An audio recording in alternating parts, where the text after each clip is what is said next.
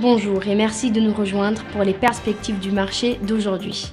Thomas va nous rejoindre, puis la salle des marchés, pour nous parler des dernières évolutions. Thomas ? Cypher Mining prévoit d'atteindre une capacité d'extraction de Bitcoin de 745 MW au cours des 4 prochaines années, les mineurs basés en Amérique du Nord continuant à étendre leurs activités. Les actions européennes sont restées modérées alors que les inquiétudes concernant la croissance mondiale et l'inflation continuent de perturber le sentiment du marché.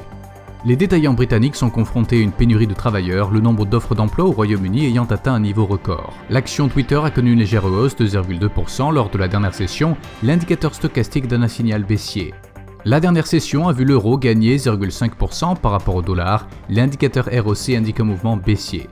La livre sterling a augmenté de 0,5% par rapport au dollar lors de la dernière session d'échange, l'indicateur MACD indique un mouvement baissier. La dernière session a vu le dollar australien gagner 0,6% par rapport au dollar. Selon l'indicateur CCI, nous sommes dans un marché suracheté. L'indice des prix à la production aux États-Unis sera publié à 12h30 GMT, l'indice des prix à la consommation en Finlande à 5h GMT, le taux de chômage de l'Australie à minuit 30 GMT, l'IPCH de l'Espagne sera publié à 7h GMT, l'utilisation des capacités au Japon à 4h30 GMT, l'évolution de l'emploi en Australie à minuit 30 GMT. Nous espérons que vous avez apprécié nos perspectives du marché d'aujourd'hui.